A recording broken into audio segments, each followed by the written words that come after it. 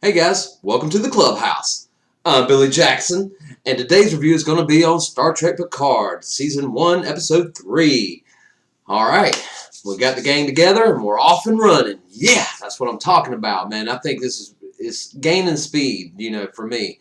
I love the first two episodes, and I love this episode as well, and I'm glad that they got everything they needed. They got their pilot, they got their scientist, they got their captain, they got their navigator. Now, as far as the previews for next week are concerned, they're going to pick up their warrior, and it's off to the races. We're going to really get into the meat of this series so far. I really am enjoying it. One thing I did not like, and they hit me with it right at the beginning of the episode, was calling Jean-Luc Picard JL. No, that's something you give a kid. This is Jean-Luc Picard. Just like the holographic doctor said, this is Jean-Luc Picard. Made first contact with the Q Continuum, which I love Q from The Next Generation. One of my favorite characters in Star Trek lore altogether is Q, and I heard he's supposed to make an appearance in this series, so fingers crossed for some Q.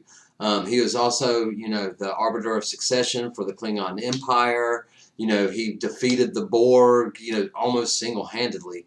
And this is not somebody you just call JL and make him go, hey, he's going to be GL for the rest of the series. No. He's Jean-Luc, and only Dr. Crusher was ever really to be able to call him Jean-Luc. He's either known as Captain or Picard. So don't give me any of that JL stuff. But anyway, I did love how they brought Hugh in from The Next Generation. I knew he was going to be on the series. I didn't know how they were going to portray him, but I like this. He's kind of like a security commander, or the commander of the Borg that actually got liberated from the Borg Collective back in The Next Generation. He was actually, if memory serves me right, he was the first Borg to ever be disconnected and become an individual. And there have been others ever since. And speaking of other Borgs that have been disconnected, 7 of 9 from the Voyage series is coming. I've seen her in the trailers. I'm ready to see her. Come on, give me 7 of 9, because I love that character as well. So, but the way they brought in Hugh and the way they made him look, he's more human than he's ever, been portrayed before. He's got the Borg implants. There was a thing about his eye in the series. So I love how they have the discolored eyes going on. Loved all that. So I hope he plays a big part in this series, because I love the character of Hugh himself. But anyway, they have this other lady, Borg, that was the last one to be assimilated by that cube, and she seems kind of psychic. I think her name's Rhonda, and she starts recognizing the twin, as the destroyer. Are you the dead one, or are you the live one? I met you yesterday, or I met you tomorrow.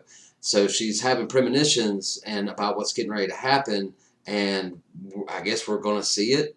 But I kind of didn't like the whole tarot card reading of Rhonda and her predicting what's getting ready to happen.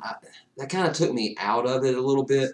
But anyway, it's a little nitpick, just a little nitpick. That's really the only thing I really didn't like about the episode. I loved everything else.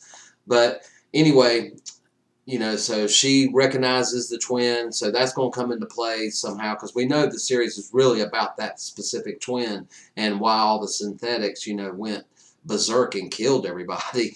But we'll get into that later. But this episode is really about getting the crew together, and I love that. I love when there's team-ups, and we got the introduction to all the main characters that's going to be going in this series, and we got our new ship. Did they name the ship? I don't know if we know the name of this ship, but I think it looks cool. I'm down with it being smaller. It's not like a big Enterprise ship. We got a smaller ship. It's still big, but smaller compared to like the Enterprise ships. So, like I said in the beginning of the review, we're off and running. Next week they pick up their warrior guy who's like some Romulan swordsman. So I'm interested in seeing what that's going to be all about.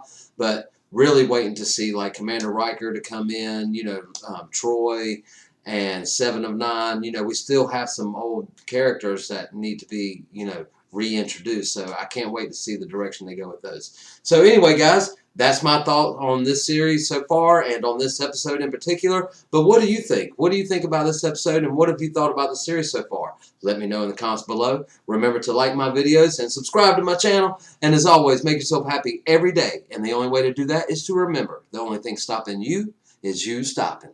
Bam!